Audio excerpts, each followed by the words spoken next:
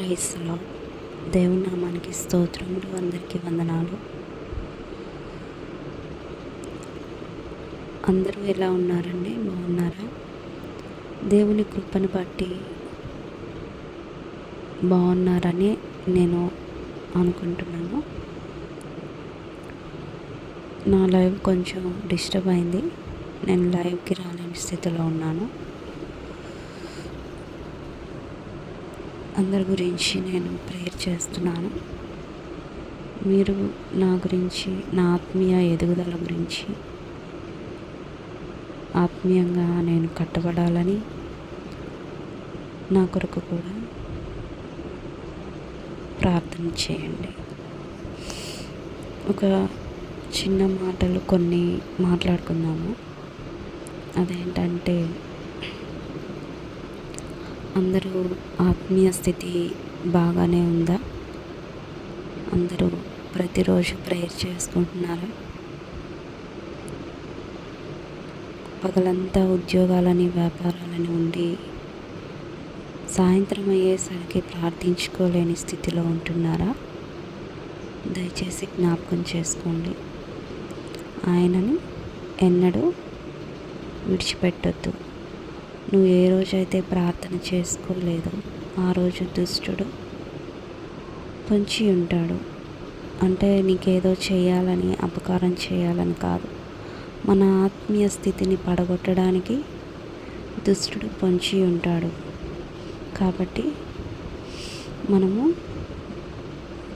ఉదయకాలాన లెగిచిన వెంటనే ఆయన్ని మొరపెట్టుకోవాలి, ఆయనకి ప్రార్థించాలి. ఈ రోజంతా నీ రెక్కల చాటున మమ్మల్ని భద్రపరచు. ఏ దుష్టుడికి అధికారం ఇవ్వద్దు తండ్రి. నీవు మాత్రమే నీ దూతలుగా మాకు తోడుగా ఉంచు అని మనము ప్రార్థన చేసుకోవాలి. అలాగే మన ఆత్మీయ స్థితి ఎలా ఉందో నిత్యము సరి చేసుకోవాలి. ఎందుకంటే మనము అంత్యదినాల్లో ఉన్నాము. ఈ అంత్యదినాలు ఎలా ఉంటాయి? దేవుడు ఆయన వాక్యాల ద్వారా చెప్తున్నాడు కదా.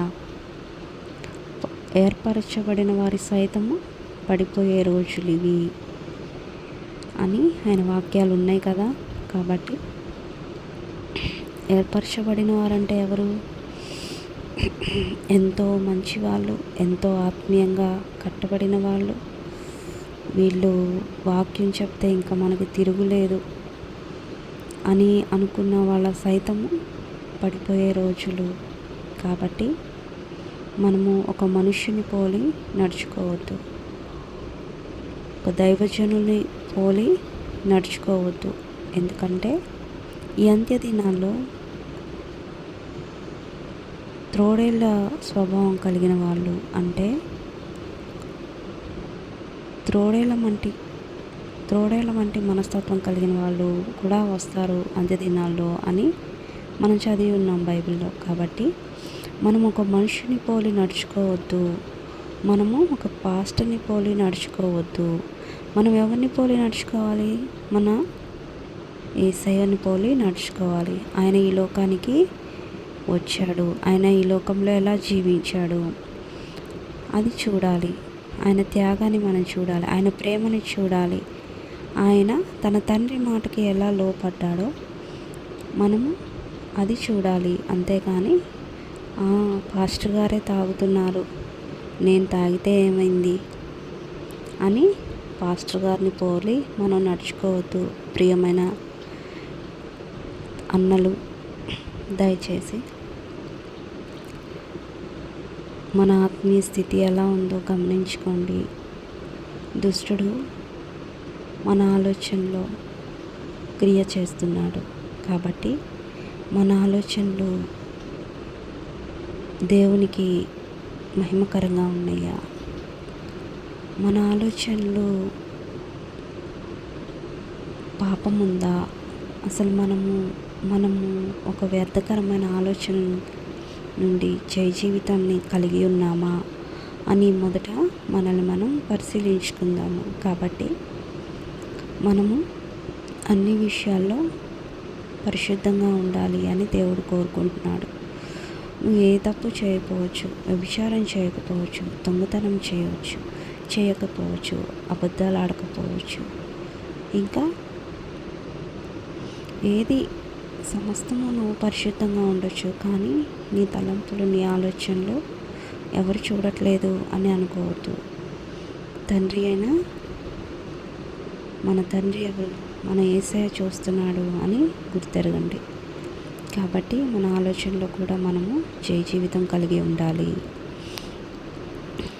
కాబట్టి ఈ రోజుల్లో నిజమైన క్రైస్తవులకి ఎన్నో శోధనలు, ఎన్నో సమస్యలు వస్తున్నాయి.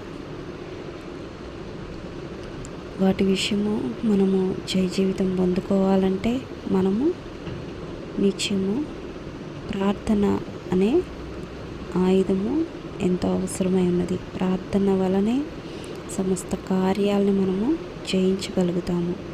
కాబట్టి ఏ ఒక్కరు బలహీనత చెందకుండా, ఎవరు ఎటునుంచి ఎటువంటి శోధనలు తలపెట్టినప్పటికీ, ఎవరు ఎటునుంచి ఎటువంటి సమస్యలు క్రియేట్ చేసినప్పటికీ మన దేవుడు ఈ లోకాన్ని జయించి ఉన్నాడు. కాబట్టి మనము కూడా జై జీవితం కలిగి ఉండాలి. ఆమేన్. మనం కూడా ఈ లోకాన్ని జయించాలి. కాబట్టి దేవుడు ఈ లోకంలో ప్రతి ఒక్కరిని ప్రేమించాడు. మనము కూడా మనల్ని ద్వేషించే వాళ్ళని కూడా మనము ప్రేమించాలి. మన ఎదుటి వ్యక్తి ఒక అన్యుడైతే మనల్ని ద్వేషించాడు, మనల్ని తిట్టాడు, తిరిగి నువ్వు తిట్టితే వాళ్ళకి మనకి తేడా ఏముంది? ఈ రోజుల్లో పాస్టర్లు అనే వాళ్ళు కూడా తగ్గింపు స్వభావం లేకుండా ఉన్నాడు. కేసులని, గొడవలని, తిరగబడటం ఇలా చేస్తున్నాడు. ఆ రోజుల్లో రాజులు లేరా? ఆ రోజుల్లో మంత్రులు లేరా? మన యేసుప్రభు ఎందుకు ఏ తప్పు చేయకపోయినా తగ్గించుకొని ఉన్నాడు? మన యేసయ్య ఎందుకు నేను అలా చేయలేదు, నేను ఇలా చేయలేదు అని చెప్పొచ్చు కదా? మౌనంగా ఎందుకు తగ్గించుకున్నాడు? తిరగబడడం అనేది మన యేసయ్య స్వభావము కాదు. కొట్టుకోవడం అనేది మన యేసయ్య మనకి నేర్పించలేదు. మన దేవుడు మనకేం చెప్పాడు? ప్రతి ఒక్కరిని ప్రేమించమని చెప్పాడు. ప్రతి ఒక్కరిని ప్రేమించాలే తప్ప తిరిగి మాట్లాడకూడదు.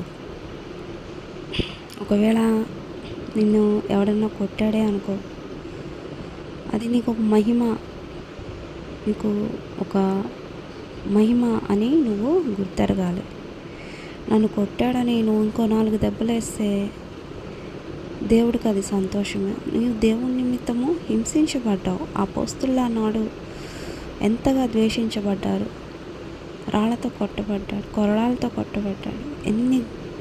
ఎన్ని జరిగాయి అపోస్తలుకి? ఈ రోజుల్లో దైవజనులకి అలా ఏమన్నా జరుగుతుందా? ఇప్పుడు మత ప్రచారం చేస్తున్నారు. వ్యాన్లకి తిరగడము, ప్రతి చోట పాంప్లెట్స్ పంచడం ఇలా చేస్తున్నారు. కొంతమంది మిమ్మల్ని అడ్డుకుంటున్నారు. వాళ్ళకి మీరు ఏం సమాధానం ఇస్తున్నారు? వెళ్ళిపోండి, రావద్దు, వెళ్ళిపోండి అంటే ఏం చెప్తున్నారు? ఏం మాట్లాడుతున్నారు? ఎదురుకెదురు తిరిగి మాట్లాడుతున్నారా? కొడుతున్నారా? దేవుడు మనకు అది నేర్పించాడా? చెప్పండి. ఒక ఆత్మ కొరకు భారం కలిగి ప్రార్థించే మనస్తత్వం మీకుందా? ఒక అన్యుడి కొరకు ఉపవాసం ఉండి దేవుడికి మొరపెట్టే తలంపు నీకుందా అని క్వశ్చన్ చేస్తున్నా నేను. దేవుడు కార్యం చేయలేడా? నీకు విరోధంగా లేచేవారిని దేవుడు తీసేయలేడా? నీకు విరోధంగా ఉన్న వాళ్ళతో దేవుడు మాట్లాడలేడా? నువ్వు మోకరించి వారి నిమిత్తము ప్రార్థన చేయగలిగిన స్థితిలో ఉంటే ఎరికే గోడలు ఏమైనాయి? పడిపోయినాయి. కాబట్టి ఎటువంటి బలవంతుడైనప్పటికీ దావీదు చిన్నవాడు. దావీదు గొలియాతుని పడగొట్టలేదా? కాబట్టి ఈ లోకంలో మనకి ఎటువంటి శ్రమలు వచ్చినా మనం ఏం చేయాలి? దేవునికి మొరపెట్టాలి. మన శ్రమల యందు, శోధనల యందు, మన బాధల యందు ఆయన ఇంకా మొరపెట్టాలి. ఆయన యొద్ద నుంచి మనము సమాధానము పొందుకోవాలి. నువ్వు మొరపెట్టగలిగితే ఒక అన్యుని మార్చలేడా? కాబట్టి మనము తిరగబడే మనస్తత్వం కలిగి ఉండకూడదు. దేవుడికి విరోధమైన కార్యాలు మనము చేయకూడదు. ఎందుకంటే దేవుడు మన నిమిత్తము కల్వారి శిలువలో బలియాగమయ్యాడు. మన నిమిత్తమే ఆయన అలాగా శాపాన్ని భరించాడు. మన పాపాలని, మన శాపాలని ఆయన భరించాడు. ఆయన ఒక్క ప్రార్థన చేస్తే ఆయన చనిపోయేటప్పుడు, నా తండ్రి నా కోసము దూతల సమూహాలనే పంపించగలుగుతాడు, కానీ ఇలాగా నెరవేర్చబడటము ఆయన చిత్తమై ఉన్నది అని ఆయన అనలేదా? కాబట్టి నేను అనేది ఒకటే, దేవుడు మనకి తిరగబడటం నేర్పిలా, ఏమీ నేర్పిలా, క్షమాగుణం అనేది నేర్పించాడు. మన పొరుగు వారిని మనం క్షమించగలిగితే పరలోక ప్రార్థనలో ఉంది కదా, నీవు మమ్మల్ని క్షమించి ఉన్న ప్రకారము అని పరలోక ప్రార్థనలో ఉంది కదా, మేము మా పొరుగు వారిని క్షమించిన ప్రకారం కూడా దేవుడు ఏం చేస్తాడు, మన పాపాలను కూడా క్షమిస్తాడు. నువ్వు ఎదుటి వ్యక్తిని క్షమించలేని స్థితిలో ఉంటే నీ పాపాలు ఎలా క్షమించబడతాయి? కాబట్టి మనము ఎదుటి వ్యక్తిని క్షమించగలిగిన గుణం కలిగి ఉండాలి. ఎదుటి వ్యక్తిని ఎంత మూర్ఖుడైనా, ఎంత క్రూరుడైనా ప్రేమించగలిగిన గుణం ఉండాలి. అటువంటిది లేకపోతే నీకు ఎన్ని ఆశీర్వాదాలున్నా, ఎన్ని కృపావరాలున్నా, నీలో ప్రేమ అనేది లేకపోతే అంతా వ్యర్థం అని దేవుడు మాట్లాడుతున్నాడు. కాబట్టి మొదటి క్రియ మనము ప్రేమ కలిగి ఉండాలి. ఈ లోకంలో దుష్టుడు ఎంతో క్రియ చేస్తున్నాడు. వివిధ రకాల ఫౌండేషన్లని అన్యులు ఎంతగానో మత మార్పులు చేస్తున్నారు. క్రైస్తవుల్ని కూడా ఏర్పరచబడిన వారి సైతము పడిపోయే రోజులంటే ఇవే. క్రైస్తవుల్ని కూడా, పాస్టర్లు కూడా అన్యమతాన్ని స్వీకరిస్తున్నారు. పాస్టర్లు కూడా విగ్రహారాధన వైపు మళ్ళుతున్నారు. కాబట్టి ఈ రోజులు ఎంతో భయంకరంగా ఉన్నాయి. కాబట్టి నువ్వు ఒక మార్గాన్ని ఎంచుకున్నావు. ఆ మార్గంలో ఎన్ని శ్రమలు వచ్చినా, ఎన్ని బాధలు వచ్చినా తట్టుకొని నిలబడితే నీకు ఒక గొప్ప బహుమానం అనేది దేవుడు ఇస్తాడు. అది నీకు తెలుసు, నాకు తెలుసు. మధ్యలో ఎవరు వచ్చి ఏది వాగినా కానీ నువ్వు ఎన్నుకున్న ఈ సత్య మార్గాన్ని విడిచిపెట్టి వెళ్ళిపోవడం వల్ల నీకు శోధన, నీకు ఈ లోకంలో ఏదన్నా నువ్వు సంపాదించుకోవచ్చు, కానీ వన్స్ నువ్వు చనిపోయినాక ఎక్కడికి వెళ్తావో అది నీకు, నీ అంతరాత్మకి బాగా తెలుసు. కాబట్టి మనము మనుషుల్ని పోలి నడుచుకోకుండా తండ్రిని, మన యేసయ్యని పోలి నడుచుకోవాలి అని మీ అందరికీ దేవుని నామంలో విజ్ఞప్తి.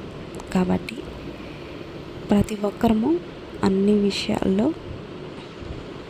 క్రమం తప్పకుండా దేవునికి ఇవ్వవలసింది ఇస్తూ, దేవునికి చేయవలసింది చేస్తూ ఒక క్రమమైన జీవితాన్ని మనం జీవించాలి అని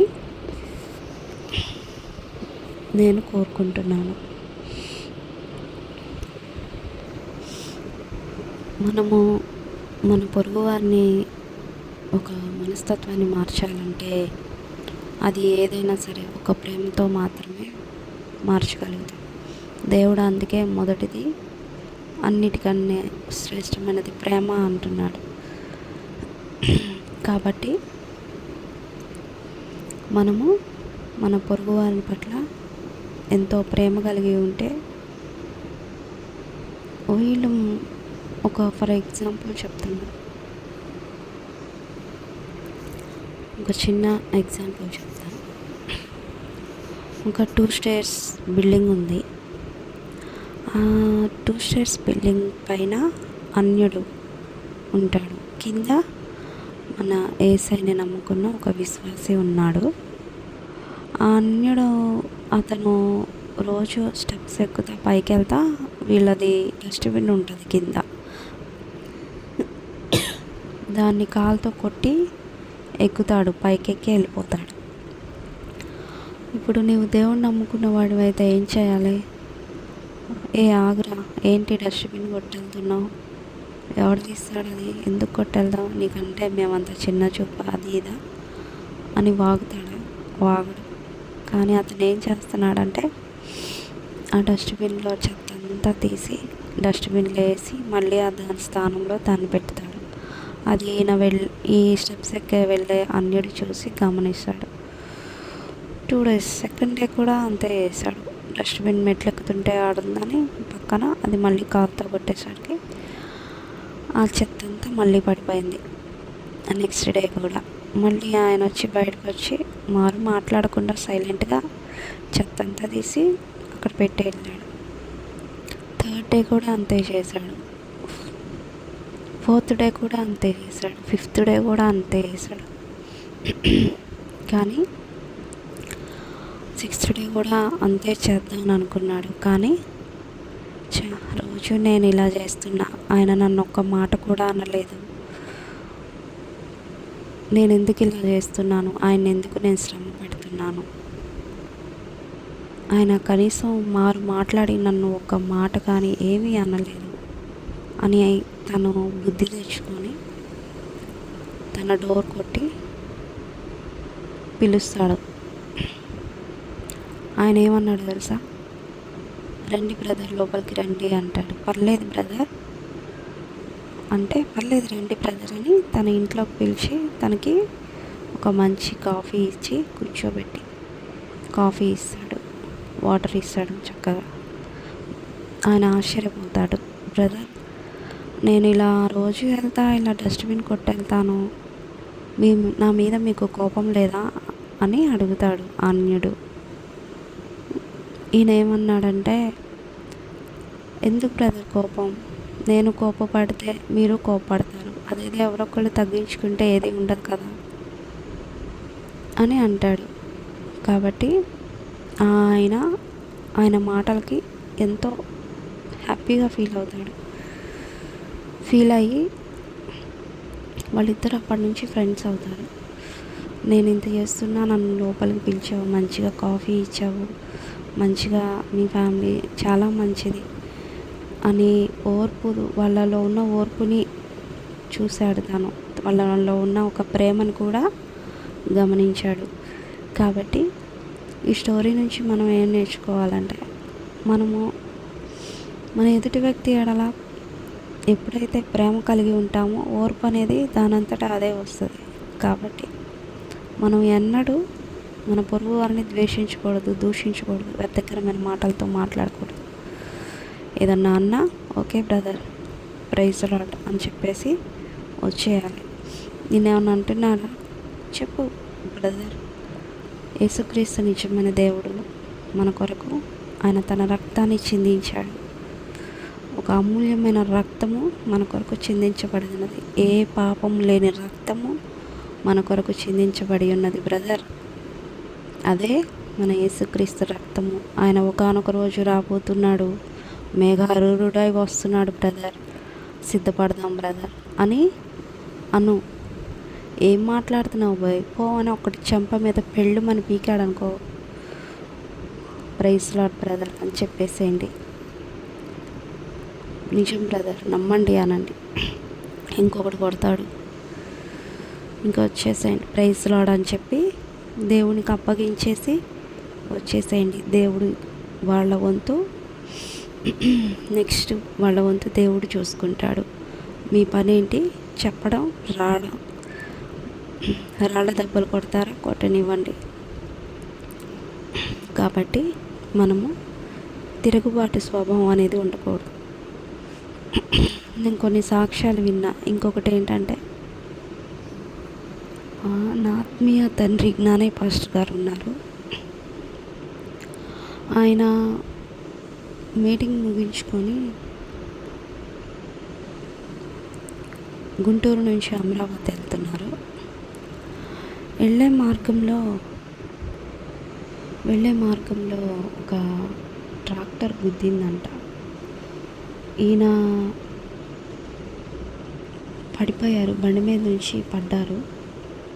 అక్కడ జనం అందరు గుమ్ముగూడారు. ట్రాక్టర్ తాగి నడుపుతున్నావా, ఎలా నడుపుతున్నావు, ఆయన్ని గుద్దావు, పడిపోయాడు అంటే పాస్టర్ గారు లేచి దులుపుకొని, మట్టి దుమ్ము అవుతుంది కదా, దులుపుకొని లేచి, అయ్యా ఆయన్నేమనొద్దులేండి అయ్యా, ప్రైజ్ లార్డ్ బ్రదర్ అని చెప్పి వెళ్ళిపోతుంటే అక్కడ ఉన్న వాళ్ళందరూ, ఏమండి ఆగండి, ఏంటి మీరు అలా వెళ్ళిపోతారు, వాడు తాగున్నాడో ఏమో మరి, గుద్దేశాడు, పోలీస్ కేసు పెట్టండి అది ఇది అన్నారంట. కేసులు ఏమొద్దయ్యా, ఇదేం చూసుకోలేదు, తగిలింది, వదిలేయండి, నేను బాగానే ఉన్నాను అని బైక్ ఎక్కేసి వచ్చేసాడు. నా ఆత్మీయ తండ్రి సాక్ష్యాలు చాలా ఉన్నాయి. ఫర్ ఎగ్జాంపుల్ ఒకటి చెప్తున్నా మీకు. అలాగా ఇప్పుడు ఆయన కేసు పెట్టొచ్చు ఎదుటి వ్యక్తి మీద, కానీ ఆ ఎదుటి వ్యక్తి మార్పు చెందాలంటే నువ్వు లోబడాలి, నువ్వు మౌనంగా ఉంటేనే కదా. ఆ వ్యక్తి వచ్చి క్షమించండి అని అడిగాడు. తన చాలా ఆశ్చర్యపోయాడంట. కాబట్టి మనం కూడా ఒక్కొక్కసారి మన తప్పు లేకపోవచ్చు, కానీ ఎదుటి వ్యక్తి మిస్అండర్స్టాండ్ వల్ల ఎదుటి వ్యక్తి కావాలనైనా చేయొచ్చు. మన తప్పు లేకపోయినా ఎదుటి వ్యక్తి కావాలని మనల్ని పరీక్షించడం, మనల్ని రెచ్చగొట్టడం ఇలాంటివి చేస్తారు. కానీ నువ్వు దేవుడికి మొరపెడితే ఆయన చూసుకుంటాడు. కాబట్టి మనము కేవలము దేవునికి మాత్రమే ప్రార్థించాలి. మనము దేవునికి మొరపెడితే ఆయన గొప్ప కార్యాలు చేసేవాడు. కాబట్టి సహించుకుందాం. ప్రేమ అనేకమైన దోషాల్ని కప్పుతుందంట. కాబట్టి మనం కూడా ప్రేమ కలిగి ఉండాలి. ప్రేమ సహించిద్దంట. ఎదుటి వ్యక్తి ఎంత చేస్తున్నా, ఏది చేయని, నీ కనుక ప్రేమ అనేది ఉంటే, దేవుని ప్రేమ, సహించుకుంటావు. అంతేగాని తిరుగుబాటు చేయవు. దేవుడు ఈరోజు నాతో మాట్లాడుతుంది ఇదే. దయచేసి దేవుని నమ్ముకున్న ప్రతి ఒక్కరికి నా చిన్న విజ్ఞప్తి ఏంటంటే, తిరుగుబాటు స్వభావం అనేది ఉండకూడదండి. లోబడే మనస్తత్వం కలిగి క్రీస్తు ప్రేమను కలిగి ఉండాలని నేను కోరుకుంటున్నాను. అలాగే ఒక మనుష్యుడు ఒక పాస్టర్ని పోలి నడవకండి. మనము మన యేసయ్యను పోలి నడుచుకుందాము. ఆయన ఈ లోకంలో ఎలా జీవించారో, ఈ లోకంలో ఆయన జీవితం ఎలా ఉందో, ఆయన వాక్యాలని చదువుకుందాము. ఆయన వాక్యాలని చదివి ఆయన్ని వెంబడిద్దాము. మనము గుడ్డిగా వెళ్ళొద్దు, ఎవరు గుడ్డిగా వెళ్ళొద్దు. ఆయన వాక్యాన్ని చదివి ఆ వాక్య భావం ఏందో ఆయన్ని అడిగి, దేవుడు మనతో ఖచ్చితంగా మాట్లాడతాడు. నీకనితే విశ్వాసం కనుక ఉంటే ఆయన ఖచ్చితంగా మాట్లాడతాడు. ఎందుకంటే ఆయన మన కోసమే కదా ఈ లోకానికి వచ్చింది. అంతేగాని ఏ కుక్క కోసం, నక్క కోసం కాదు కదా. ఒక మనిషి కోసం, ఒక మనిషిని ఆయన పోలికలోకి సృష్టించాడు. కాబట్టి ఈ లోకానికి మన కోసం వచ్చాడు. ఆయన రక్తాన్ని మన కొరకు చిందించాడు. కాబట్టి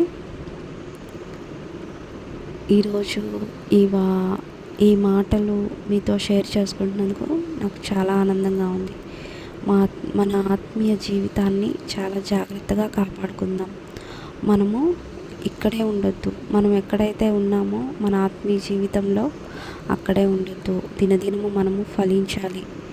దినదినము మనము క్రీస్తు అనే బండ మీద కట్టబడాలి.